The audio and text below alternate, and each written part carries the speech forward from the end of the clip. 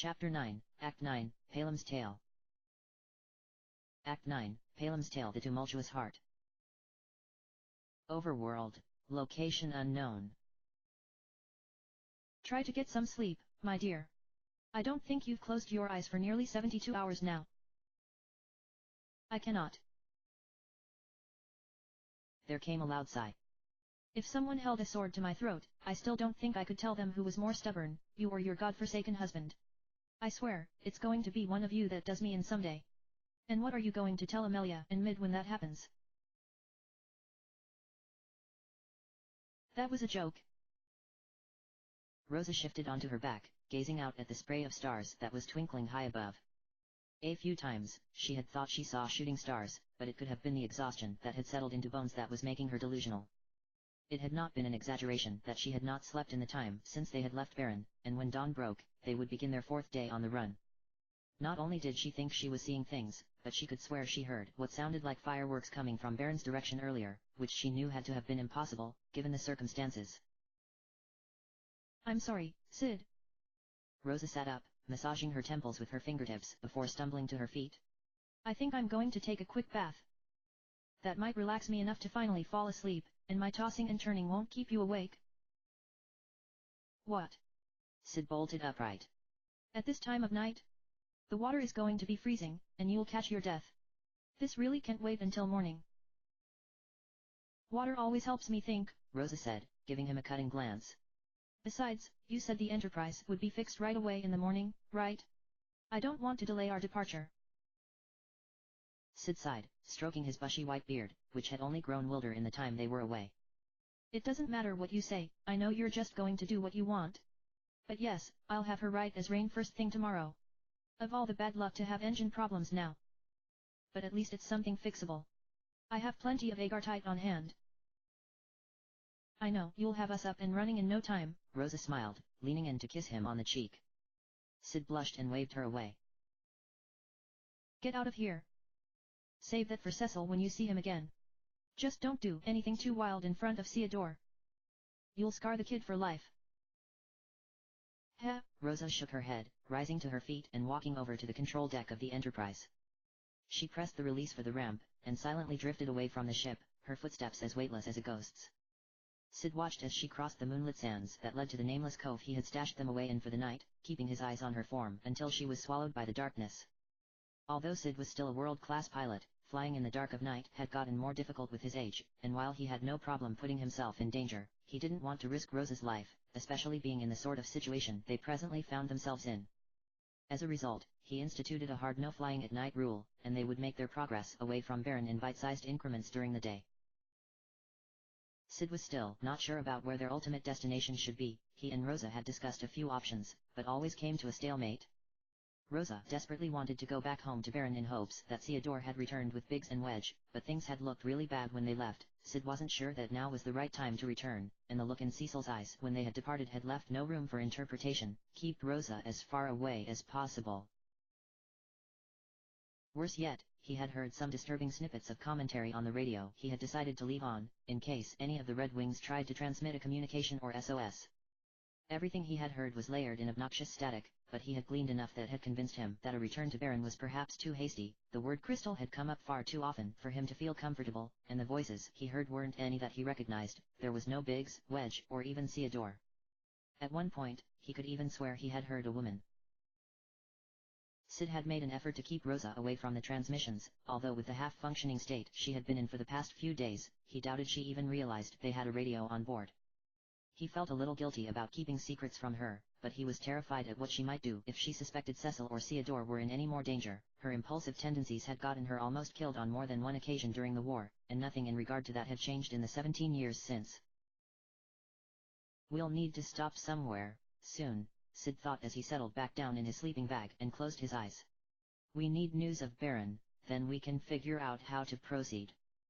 We've no idea of what the purpose of the attack on the castle was, or who or what the aggressor was after. All I can do is trust Cecil. When the Enterprise was out of Rosa's sight, she kicked off one of her sandals and dipped her toe into the seawater, shivering involuntarily.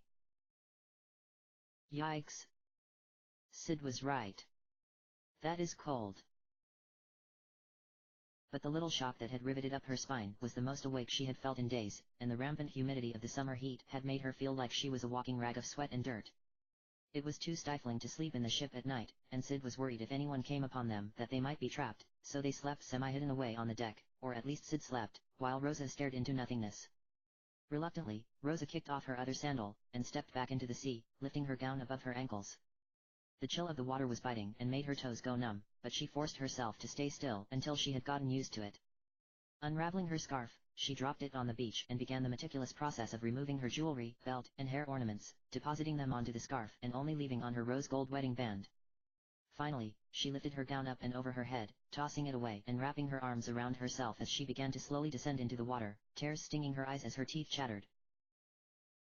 Her hair, released from the now ratty bun she had had it wrapped in the morning she thought Theodore was going to come home, snaked behind her in the gentle lapping waves of the cove, transformed from spun gold into radiant silver by way of the twin moon's light. After a few agonizing minutes, she held her breath and dipped her head back, soaking the rest of her hair as a muted scream festered in her lungs. Flicking her gaze up toward the moons, she pressed her blue-tinged lips together, letting the tears now flow freely down her cheeks. Even those had turned cold, little ice crystals pricking her skin. Cecil, Rosa mumbled, tucking her chin into her chest as she hugged herself tighter in an attempt to shield the swell of her breasts from the freezing water. Why did you send me away? You can't be dead. Right. She looked down at her left hand digging into the flesh of her right arm, and saw a flash of the pink diamond in her ring emanate in the moonlight. But if you're still alive, why can't I feel your presence in my heart anymore? The moons shed their light silently above her, providing no acknowledgement of her queries. We were both supposed to be here for Theodore. Wasn't that the dream we vowed to cherish above all else? So that our son could have everything you and I did not? The moment Theodore's name fell from her lips, Rosa felt her chest constrict painfully, and she choked out a sob. My son. Please be safe, wherever you are. I wish I could be by your side if only to tell you this: if you are scared and lost, you need only remember who you are, and the path of light will reveal itself to you. That is your birthright. The sound of a boot crunching through sand caused Rosa to freeze mid-prayer, her eyes tearing away from the moons as she felt another tear roll down her cheek and fall into the sea with a delicate plink. If it were Sid, he would call out, Rosa thought worriedly. She realized that she didn't even know where they had landed for the night. If she had to run, she had no idea if she should go toward the airship, or lead whoever was there with her away from Sid. As she debated the merits of plunging herself under the sea to risk hypothermia or death in exchange for a hiding place, she heard a young man's voice call out in shock. Hey! What are you doing out here? Rosa pressed her lips together, keeping her back to whoever was yelling. It wasn't a voice she recognized. Miss. Go away. Rosa screamed inwardly. Guards, bring that woman to shore. She could be hurt. Soldiers? No. Rosa whirled around, her eyes wide with panic as she saw not one, but 3 men on the beach, 2 of which were hurriedly unlacing their boots and preparing to dive into the cove. It was too dark to see the colors of their uniforms, and their helmets obscured their faces. She had absolutely no idea who was coming after her, nor what nation they hailed from. As Sid had gently reminded her several times in her attempts to convince him to turn around and go back to Baron, they had no idea who was behind the swarm of monsters that had overtaken their kingdom, nor what nation they hailed from. In theory, anyone on the planet could now be their enemy. And who was she kidding? The sea had sapped her of any energy she might have had left, the ice water numbing her muscles and dulling her senses. Even if she were to run, she'd never be able to swipe her clothes with enough time to get a decent lead. She'd probably just fall on her face on the beach and drown in the sand. Stop! Rosa shrieked, reaching out with one hand while keeping the other draped over her chest. I'll come back. The soldier that was standing guard tilted his head, removing his hand from where he had hesitatingly laid it over the handle of his blade. Forgive my boldness, but are you Queen Rosa of Baron? Rosa bit down on her lip, so shocked that she had been recognized in her disheveled state that she nearly dropped the arm that had been protecting what little shred she had left of her modesty. Who's asking?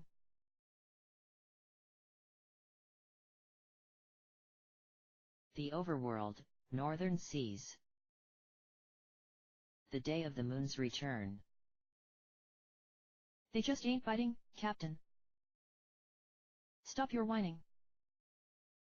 The sailor sighed, tossing his rod away with a clatter and turning to the man before him with his hands crossed over his chest. He could tell by the look on the weather-worn, sunburned man's face that he was pushing his luck by offering any further commentary, but he was exhausted, hungry, and could feel the beginnings of a summer cold tickling the back of his throat. Look, Captain, how much longer do we have to keep putting up with that brat? An aloof cackle emanated from a few feet behind them, causing both men to jump. Which brat would that be? A long-haired, glowering young man had emerged from the ship's hold, his cheeks tinged red and his normally voluminous brown eyes narrowed into dangerous slits. The captain took notice of the man's clenched fists hanging down at his sides, which he could swear were glowing with some kind of magical aura. Although the captain couldn't be sure if that was a normal behavior for mages or not, he spent little time with anyone in the magic community outside of the occasional client he would charter. Based on the reputation of this particular client, he decided to try to steer the conversation away from potential catastrophe. The captain shook his head, giving a quick bow. I apologize for my crew's insolence, Lord Palm. Palm snorted, tossing his brown braided ponytail over his shoulder and tapping his foot with impatience. He was a slip of a boy with a slender build, the skinniness of his legs only further emphasized by the green and white vertically striped leggings of his romper. A form-fitting navy overcoat enveloped his torso and chest, flaring out at the hips and hanging down to his knees, with a mithril-embossed shoulder plate strapped over his right arm and a matching headband affixed to his forehead with a yellow sapphire gleaming within. A childhood filled with days worshipping the sun had left a faded spray of freckles across his nose and cheeks, the only mote of color on what had otherwise become a more washed-out complexion over the past few years from long stretches of time spent hunched over tomes in a classroom. Despite his diminutive form, his words spewed forth as if from the mouth of a giant. Lord. You know, you're at least several decades older than me. Did you forget? The captain couldn't help but stutter as he reached up, nervously scratching his bulbous, peeling nose that was suffering from an intense case of sun poisoning. Had you not known of his condition, it would have looked as if he were about to burst into tears based on the ruddiness of his complexion. In that case, what would you like me to call you? Palm shrugged, looking away. Figure it out for yourself, why don't you? You're a grown man, right? The captain blinked. What had this little terror's bloomers in a twist this time? Yes. Palm smirked, reaching up to adjust the green and white scarf he had originally gone below deck to retrieve in order to combat the blustering northern winds. So quit bowing and scraping. You're too old for that act. How dare you speak to the captain like that? The sailor snapped. But Palm paid him no mind, he was gazing out toward the sea, his lips pursed as if he had just smelled something unpleasant. The fish. The sailor blinked. Palem's eyes fell on the abandoned fishing rod, lying in a tangled heap on the deck. Did you catch anything? The sailor felt as if ice water had been poured down his back. No. Not yet. Palem's eyebrow twitched as he bent down, picking up the rod with the same distaste that one would pick up a soiled nappy. Are you guys even trying? Is it really that hard? The captain turned away from Palem, his eyes worriedly sweeping over the sea before them. There's good fishing around here. I've never seen a dry spell such as this. Excuses. Just get me something fresh, okay? Who knows how much longer I'll be stuck here with you imbeciles. Palem tossed the rod aside, and walked away. The sailor and the captain looked at each other, crestfallen. That had been one of the more brutal verbal assaults they had been forced to deal with yet, and sadly, Palem had been right about the mystery of the length of time they had left together. Palem wandered to the front of the ship, pulling his coat tighter around him as he glared into the infinite azure waves bobbing in the outstretch of horizon. After a few minutes of the scenery not changing a single bit, he closed his eyes and muttered under his breath. Ugh. I knew I shouldn't have taken this job.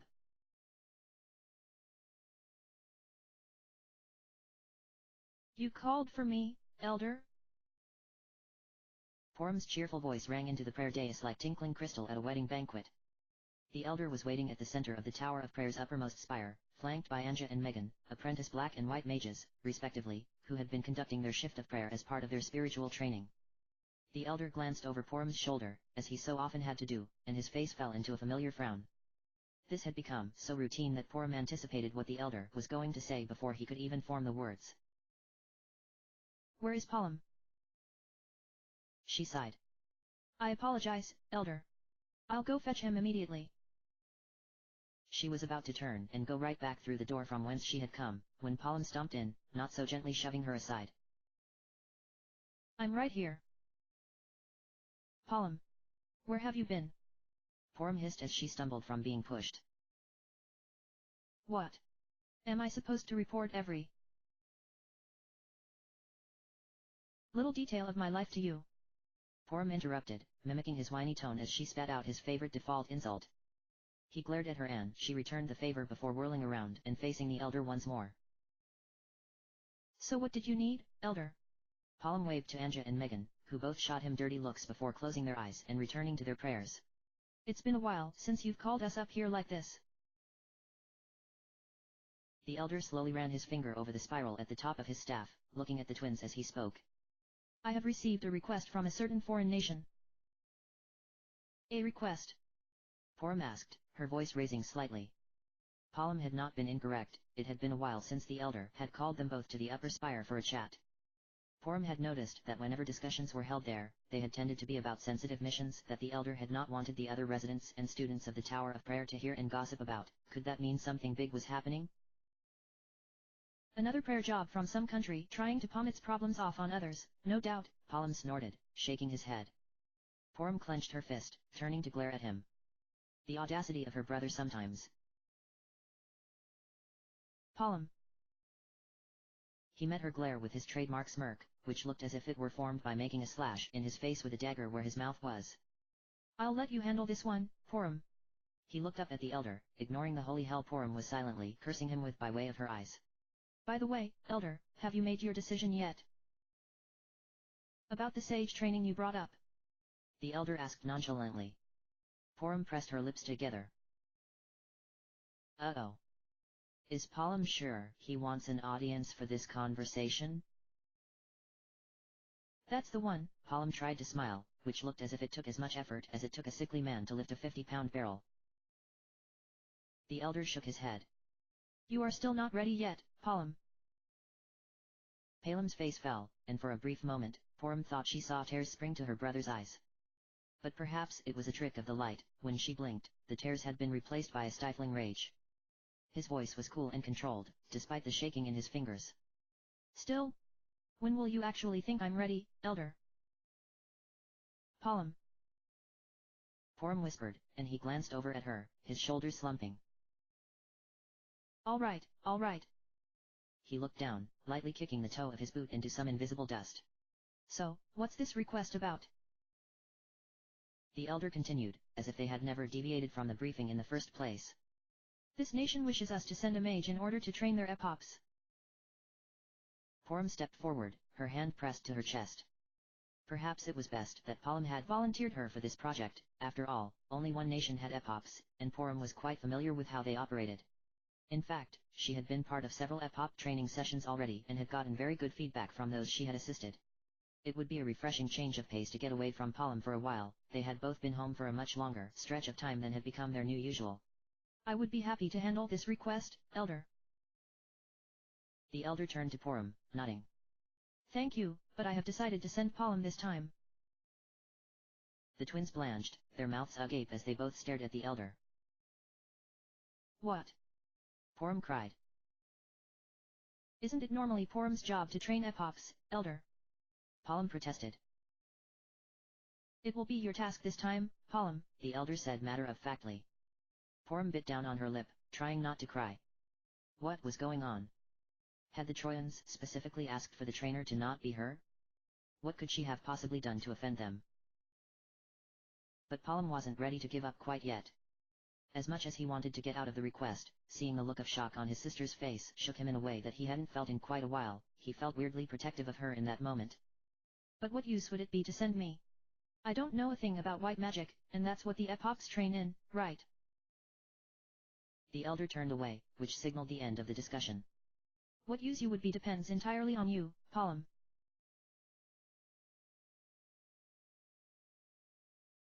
Palom opened his eyes. He found himself slumped against a stack of crates, where he remembered sitting down when the turbulent winds had gotten to be too much for him. He rubbed his eyes, grimacing at the feeling of his ice-cold knuckles digging into his eyelids. Guess it's nighttime already. He glanced up at the darkened sky, an involuntary shudder running through his body. At first, when he had seen the pale, silvery second moon high in the morning sky upon waking up, he thought his eyes had been playing tricks on him. There had been nothing new to look at nearly the entire time he had been on board. After all, he figured he would crack up from boredom sooner rather than later, at the rate they were crawling across the ocean toward their destination. But when one of the sailors had pointed out the new scenery over breakfast and the entire ship had gone silent, he knew it was for real, and it felt like he had swallowed a pill made out of lead. And just look at that moon. It's getting closer and closer.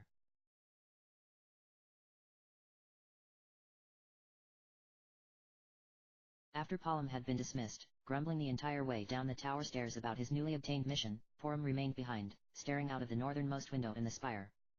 The apprentice mages pretended to have heard none of the preceding conversation, their eyes screwed shut in prayer. The elder watched Porom silently, and finally, she spoke to the window in front of her, her voice calm and clear, despite being laced with disappointment.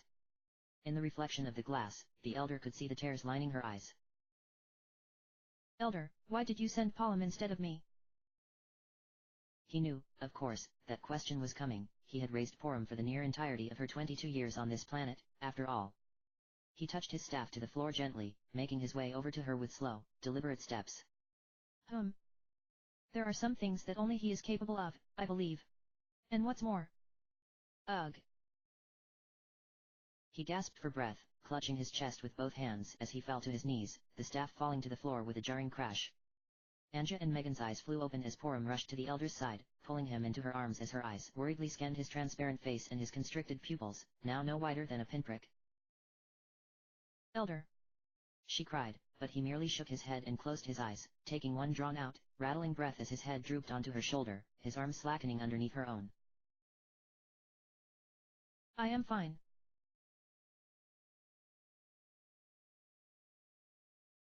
Palom had forced himself to go to bed in the hold of the ship, after bitterly noting to himself that none of the sailors or the captain of the ship had tried to rouse him after he initially passed out on the deck.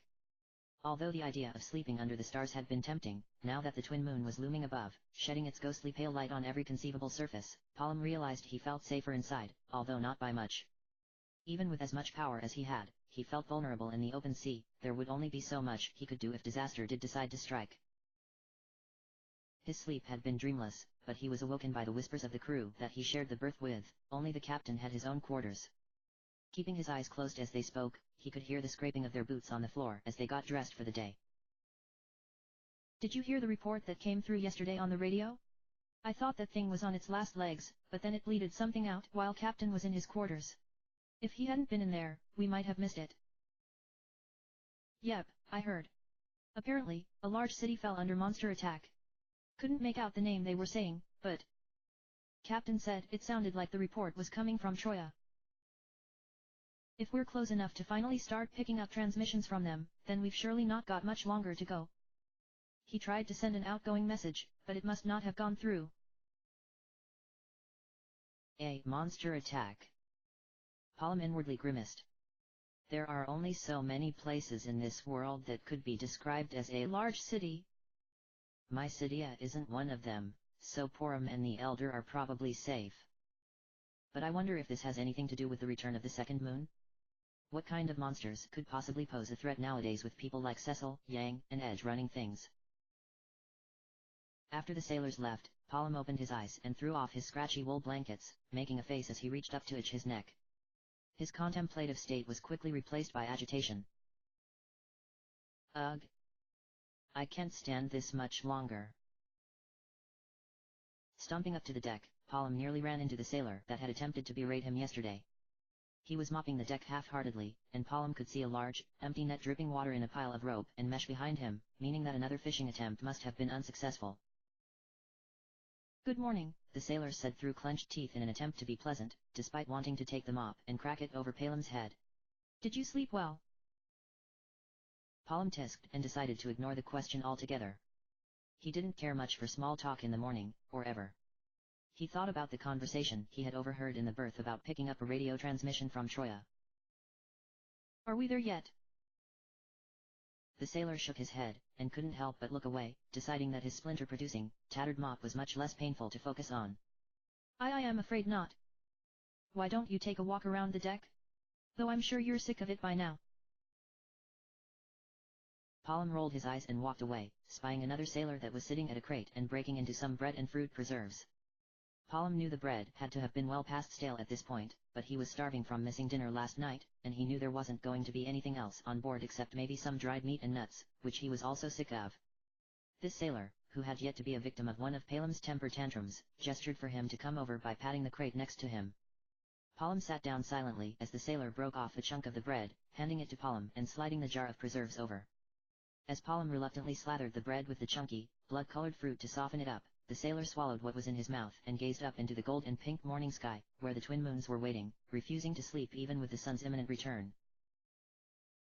Everyone is all a tizzy about the new moon, but I saw a falling star in the northern skies, too. Doesn't seem like anyone caught it but me. It was just a flash of light, and then it was gone. A falling star. Palom blinked, biting into the bread and trying not to gag. As expected, it was disgusting, like chewing on gravel. He wondered if he had been asleep when this had happened. I had a bad feeling about it, the sailor sighed. It wasn't like the kind of star you made a wish on.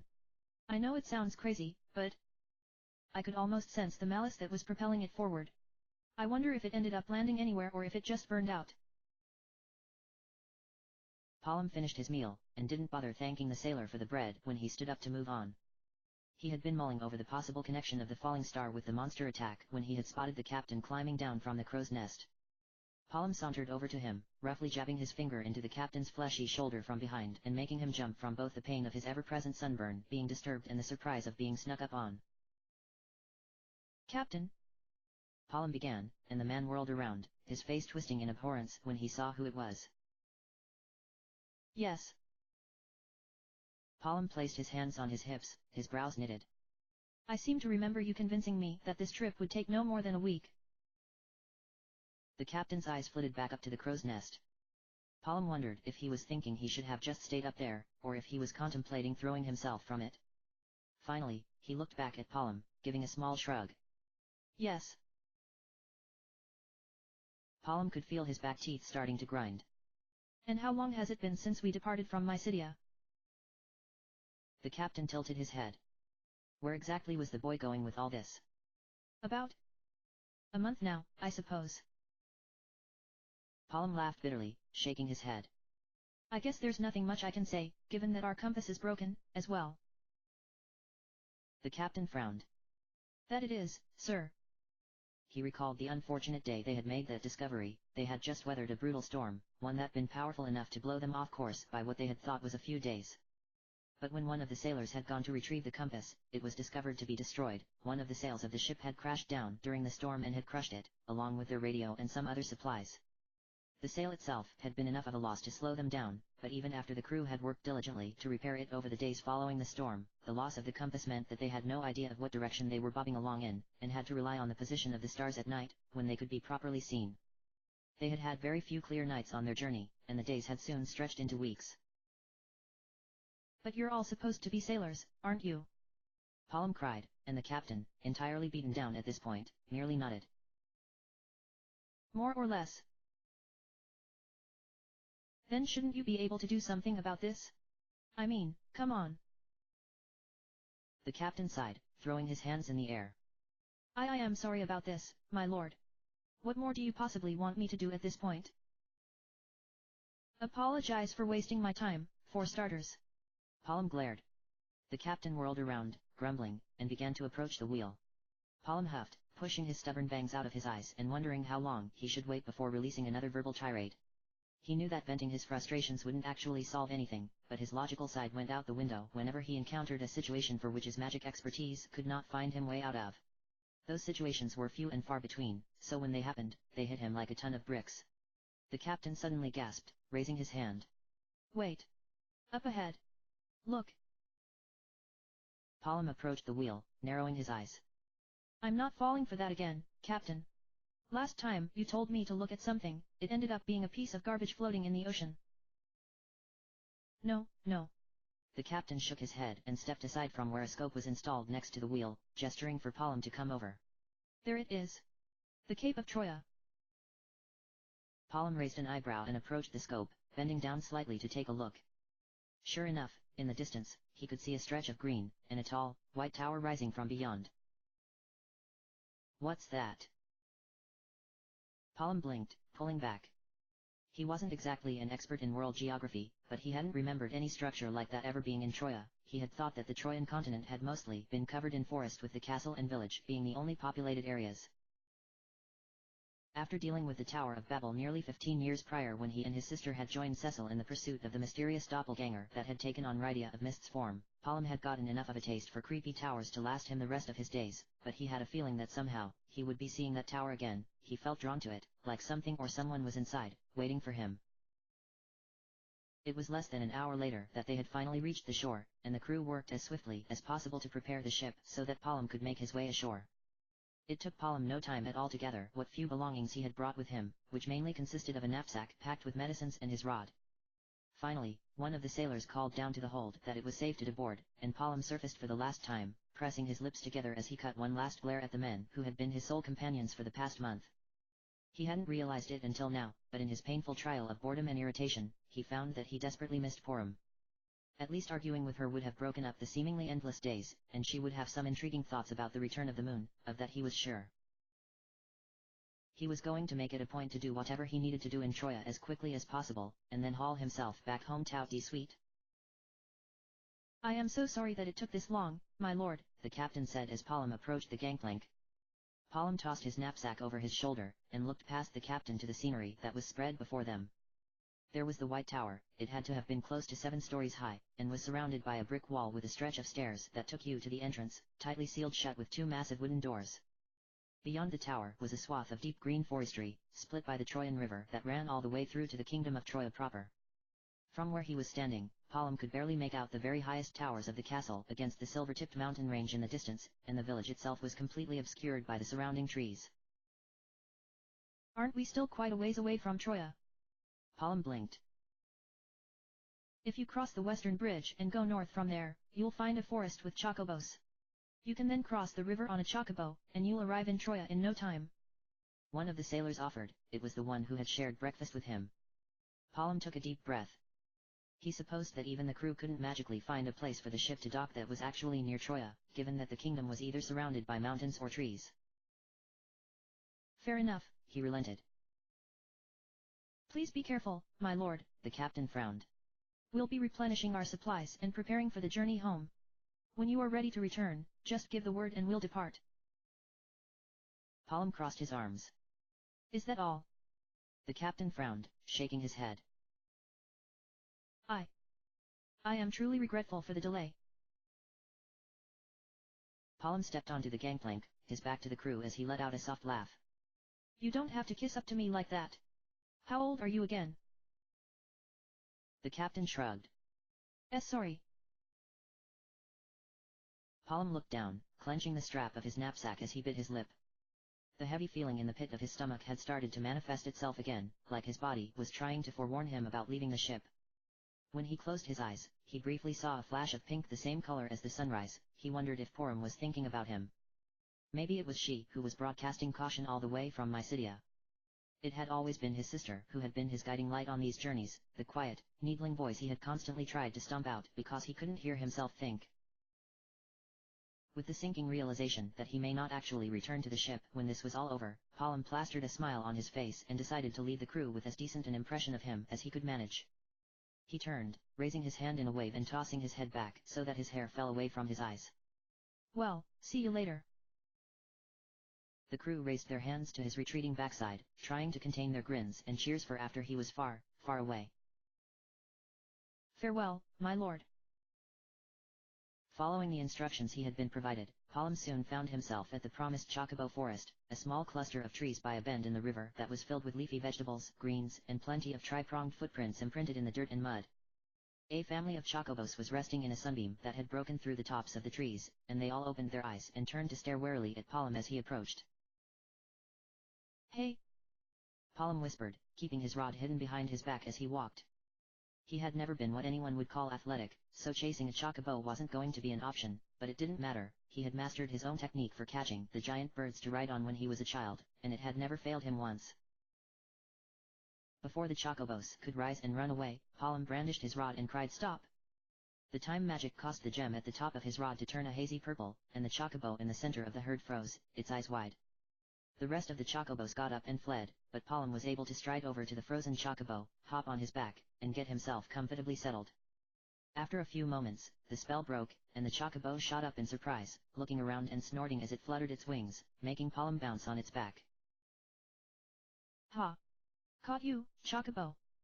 Palom grinned, clutching the bird's neck.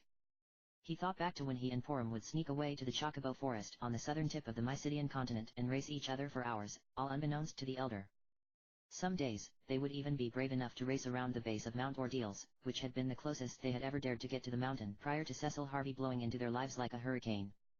He felt a warmth spread in his chest at the happy memory that had been when Porum didn't spend every waking moment of her life caring about what others thought about her and actually liked having fun. The newly acquainted pair broke out of the chocobo forest, and Palom guided the bird toward the towers of Troya Castle that he could just barely make out over the tops of the trees. With the speed they were going, Palom was flying by the monsters that were hiding among the branches and undergrowth of the forests. He couldn't even focus his vision long enough to fire off a warning shot to any of them if they should dare give chase. The air smelled deliciously sweet and damp, and even the rivers sparkled like diamond dust as the chocobo dashed through them, sending splashes of water into the air and against Palom's legs. At long last, they broke through to a clearing and came to a winding dirt road that wrapped around both the western and eastern portions of the village before converging into a lane that took you to Troya Castle's doorstep in the northwest. As Palom rode past the village, he could see rolling fields of green crops being tended to by field hands and farmers wearing floppy straw hats and coveralls, and a group of young women splashing in a nearby pool of water. One of the swimming ladies wearing mere scraps of fabric for a top spotted Palom in the distance and gave an enthusiastic wave, and the mage nearly fell off his chocobo. He could hear a chorus of giggles drifting on the wind as he righted himself and blushed fiercely. Okay. Maybe I won't be so quick to return to Mysidia after this mission is done. If the Epop time training is anything like the girls in town, this is going to be the easiest mission ever, even if I don't know any white magic. It wasn't that Palom had exactly forgotten that Troya was the home to some of the most beautiful women in the world, but he sure appreciated the reminder. At the drawbridge leading up to the castle gates, the chocobo began to slow down on its own, and Palom saw a pair of guards in pink, skin-tight leotards and plated shoulder pads and shin guards staring him down. They were some of the tallest women he had ever seen, and he saw that their white leather boots had no heel on them to give any boost in height. Both had their hair swept into high ponytails, with silver headbands adorning their crowns and thick great swords hanging from their waists. One of the guards leaned over, whispering something to the other, who nodded. Jumping off the chocobo, Palom gave it a pat on the beak before turning and approaching the guards. Before he could even open his mouth, they stepped forward simultaneously and each gave a curt nod. You must be Palom, the mage the Epops sent for. Yes, Palom blushed. The guard speaking to him had heavy-lidded brown eyes that made him feel as if he had strolled up to the gates naked, but he found if he tried to look anywhere else, he would feel just as naughty, and probably get his head cut off right then and there. Finally, he settled his eyes on the ground. Well, better late than never, I suppose, the other guard laughed, and Palom tried to contain a sneer. That wasn't his fault, after all. Please come inside. Be advised that the Epops are waiting for you, do not dawdle. Yes ma'am, Palom nodded, and brushed past the two of them. His hand accidentally ran against the fluid-like bamboo knit of one of the guards' uniforms, and he yanked it back as if he had touched fire. He was starting to understand that strange mix of being turned on and terrified at the same time that he had always heard about from men at the pub infatuated with female warriors, a rare breed you didn't come across too often in Mysidia. The solarium contained within the inner keep of the castle was filled with sunlight, all pouring through the stained glass ceilings that rose far beyond any man's reach. The white marble floors were polished so brilliantly that Palom could see his reflection as clearly as if he were staring into a mirror, and rows of water fountains on each side were babbling cheerfully, each depicting one of 8 maidens conducting different tasks, drawing water, planting a garden, playing an instrument, praying with the wind tousling her hair, slaying a cockatrice. Palm followed a royal violet carpet that had been laid out in the center of the solarium, climbing up several sets of steps before finding himself in front of yet another set of guards. Although they were dressed differently from their counterparts outside, they looked more like the dancing girls Palm would sometimes sneak downtown to see on Saturday nights. The sneaking had become more of a habit than anything else since he was now at least old enough to watch the show, but he found that if he made his presence too obvious, someone would always end up ratting him out, resulting in a lecture from Porum, the elder, or both, about just how serious he was about his training if he had enough time for diversions, as they politely called it. The guard caught Palm admiring her chainmail bikini top, and slammed the spear she was holding into the floor so roughly that Palm feared a crack would bloom within the precious marble. If he were blamed for something like that, it would take a lifetime of his meager allowance to ever cover the costs. What do you think you are staring at, some lewd dancer? We serve as the guardians of the epochs. This is the traditional uniform of the Trojan Guard, the other woman added, tossing back her waterfall of red hair. It's been passed down for generations. It's a very nice tradition, Palm offered, and the guard let out a hissing sound. Let my words serve as the only reminder you will receive that the epochs devote their entire lives to the gods and to the crystal of earth. Please don't do anything to offend them, including staring vulgarly. Vulgar. Palm cried. I'm the one who is vulgar. Just let him pass, the other guard said irritably. If he does anything stupid, the guards within the cloister will run him through. Geez, Palm shook his head. Is it a crime to be a man here? Practically, the two guards spat, and thrust their spears toward the closed doors behind them. Now settle your business, and get out. All right. Palm sighed, pulling open the doors before him and stepping inside. He found himself standing before 7 women, all of varying ages and heights, but with eerily similar features. In fact, were it not for the obvious differences in age between some of them, Palm would have guessed he was in the presence of septuplets. The Trojan epochs were as legendary as they were beautiful, sisters that allegedly had been chosen by the gods themselves to protect the crystal of earth, and were rumored to have the blood of the old gods within them as well. The women all wore identical deep violet halter gowns that swept down to their sandal-clad toes and had open, exposed backs that just reached the tops of their hips. They also each had their chocolate brown hair, some streaked with highlights of red, others glimmering with strands of silver, piled atop the crowns of their heads in elegant twists and curls, the nests of hair held together with golden bay leaf crowns. Palm nodded his head, and the 7 women nodded back to him in unison. The woman that appeared to be the eldest stepped forward, folding her hands together. Layers of golden bangles slid down her arms and clattered together, echoing throughout the otherwise silent hall. Thank you for coming to Troya. It must have been a long journey. Palm rested his hands on his hips, trying not to laugh bitterly, even he knew well enough not to start in with the epochs right away. He could feel the stares of the chamber guards in the back of his skull, just waiting for him to slip up. That isn't the half of it. The epoch offered a small smile. I'm sure you are aware of the reason why we have requested the elder of Mysidia to send you here. Palm nodded. Epoch training, right? So, who'll I be working with? He looked around, mentally counting one last time. Indeed, there were only 7 epochs standing before him. I thought Troya had all 8 epoch positions filled. The epoch shook her head. One of our group has fallen ill, I'm afraid. The epochs of Troya cannot fully carry out their role unless all 8 of us serve as one. This admittedly has never been a concern of ours, until recently. We fear we cannot continue serving the crystal of earth in this state. Our crystal not only sustains our land, but provides balance for the other 3 overworld crystals of water, fire, and wind as well. To have ours fall out of sync with the rest of the planet would bring unnecessary crisis to our lands and people. Palm scratched his head. He had no idea the role the epochs had played with the earth crystal. It seemed a lot more complex than what the Mysidians did with the water crystal, which from his perspective was basically praying a lot and hoping it didn't get stolen again. Hey. So basically, you need a new epoch, and fast. Exactly. I see the talented mage of Mysidia has a very sharp mind indeed.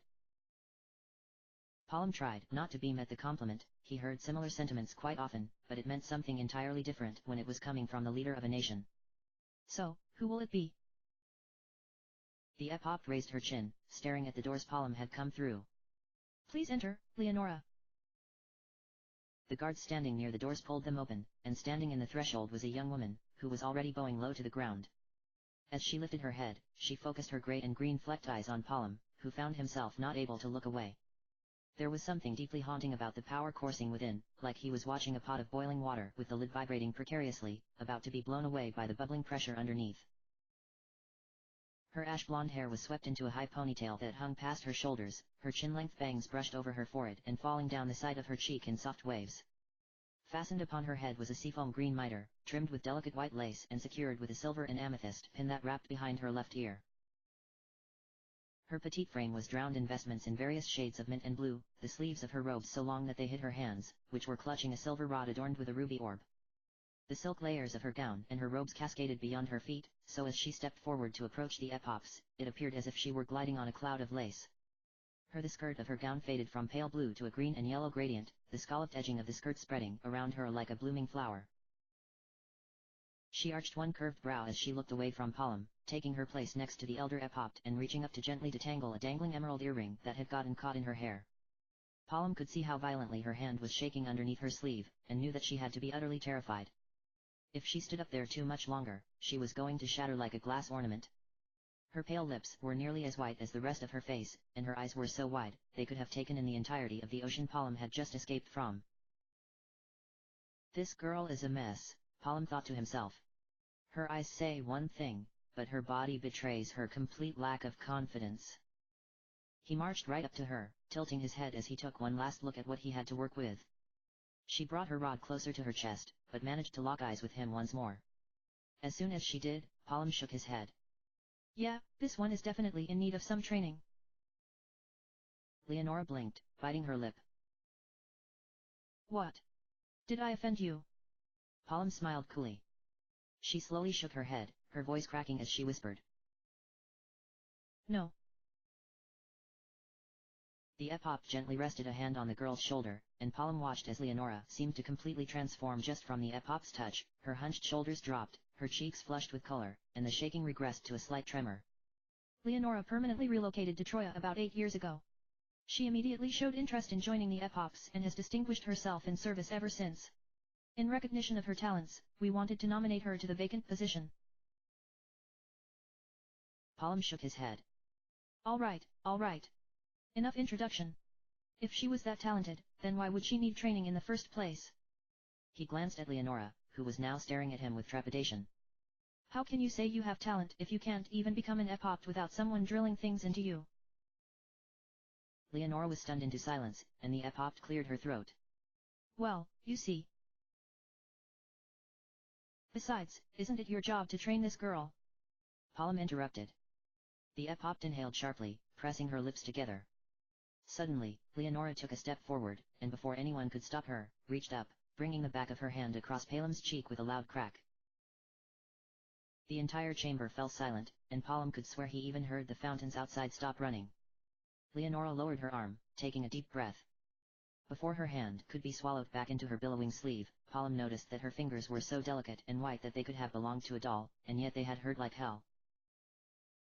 You are being rude. Leonora cried, and Palom's jaw dropped as he reached up to touch his throbbing cheek. Her whisper of a voice had suddenly become the roar of a lioness. If he even looked at her askew, he had a feeling the rest of the skin on his face would be clawed off. The epops all turned to face Leonora, who ignored their questioning looks. She took another step closer to Palom so that she was right in his face, although she had to stand on her tiptoes to reach him. Palom's eyes fell to her lips, which had become stained a slightly bruised red from her nervous habit of biting them. The epops are busy conducting their daily business. And with one of their number fallen ill, there are only 7 of them to serve their nation. Palom raised his hands in the air in surrender, and Leonora clenched her teeth in response. Okay. I didn't need a manifesto. She took a step back, eyeing the red handprint on his cheek warily as he turned back to the epops, who still hadn't recovered from Leonora's outburst and were staring at her like she had been possessed. Palom cringed at the stinging on his face as he continued. But are you sure I'm the man you want? An epop's job is to serve her crystal, right? Wouldn't you want her to be trained in white magic instead? You've got the wrong person here if you expect me to know any white magic. The epops looked at each other, frowning. What? The elder really should have sent Porum to handle this, Palom added, and Leonora shook her head frantically. And no, it's all right. Palom tilted his head. Leonora looked back and forth between the Epops and Palm. White magic or black magic? Both can provide me with the spiritual training I need. The Epopt, who had been speaking for the group, nodded slowly. Leonora is right. Besides, I'm sure the elder of Mysidia had a plan of his own mind when he sent you. Palm looked away, clenching his jaw. If there was one thing he hated, it was not having all of the information to which he felt he was entitled. So, what else was there about this mission that the elder had decided to leave out of the briefing? Looks like it. The Epops all nodded to each other, and the leader cleared her throat. Then, Lord Palm, we hereby request you accompany Leonora to the Tower of Trials. The Tower of Trials. It lies south of here. If Leonora can reach its top floor, we will then ordain her as an Epopt. That must have been the tower I saw when we docked the ship. So I was fated to see it after all. Leonora bowed so low that her ponytail nearly brushed the floor. It will be done. She stood back up, turning toward Palm and extending her hand. He instinctively flinched when he saw it coming at him, but realized she was just offering it up for a handshake. I look forward to training with you, Lord Palm. He pressed his lips together, grasping her hand. Her ivory fingers were swallowed whole within his own.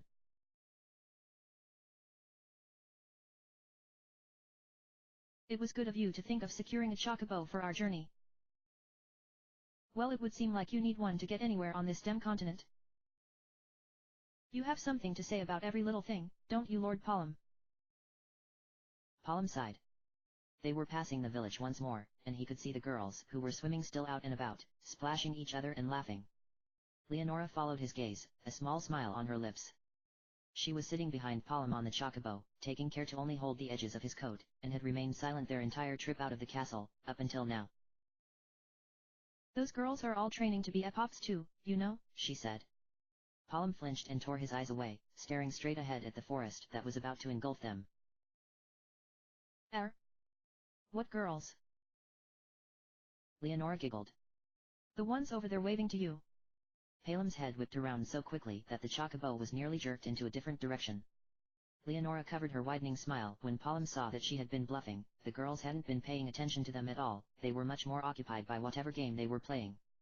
Now that Palm was passing through with another woman at his side, he had become persona non grata. That training exercise is very difficult, Leonora explained, as if Palm had asked her.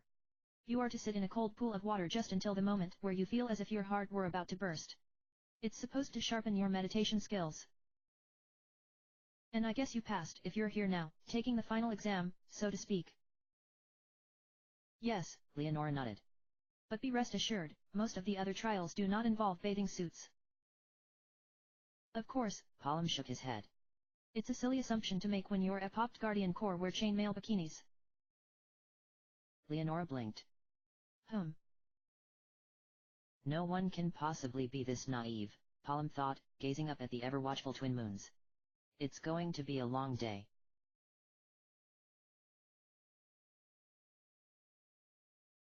This is the Tower of Trials. What's on the top floor, anyways? Leonora pressed her hands together in a prayer position as she stared up toward the top of the tower. Palm wondered if she did that to keep them from shaking. Too bad it didn't work for the rest of her body. The monastic seal. Leonora glanced back at Palm, her face as white as a pearl. Palm shrugged. So you grab that, come back, and you're an Epopt. Why yes. That sounds easier than freezing your arse off in a pool, right? Let's get cracking. Leonora nodded, climbing the ivory steps until she reached the tightly shut double doors that were their only entrance into the tower. Sinking to her knees, she bowed her head, lacing her fingers together and pressing them into the center of her chest as her eyes slid shut. O great earth crystal, who hath blessed us with the great bounties of the land. For the clear water and lush forests you have bequeathed us, I offer you our thanks and our prayers. A loud grinding rang out that made Palm flinch, like metal grinding against something sharp. A shower of dust rained down from between the doors, and they slid open, swinging outward and beckoning them into the shadowy darkness within. Leonora opened her eyes, letting out a soft whimper when she saw what awaited them. Palm skipped up the stairs 2 at a time, whistling. Well, glad to see you can recite your prayers, at least. Leonora wobbled as she stood back up, and Palom offered her his arm, which she grasped onto gratefully. Why yes. Are you ready to go, Lord Palom? Palom glanced over at her, dropping his arm once he saw she was on her own 2 feet again. Let's make something clear first. Leonora looked up at him, frowning. She could already tell which of his tones led to scary conversations, and she had only been by his side for less than an hour. Why yes. Could you knock it off with that Lord Palom junk? Leonora stared at her feet, her cheeks exploding in pink. But. Palom sighed. I'm pretty sure we're the same age. It's just not appropriate. Leonora snorted softly under her breath. I'm actually 2 years older than you. Palom blinked. This was getting more and more ridiculous, and what had little Miss Polite done, drawn up a dossier on him so that she knew what to expect when he finally arrived? Oh yeah? Good for you, but don't expect me to start calling you Ms. Leonora or anything. That's perfectly fine with me, Lord Palom. Like I said, enough with the Lord. Leonora pressed her lips together, staring up into his eyes briefly before squeaking. Why yes.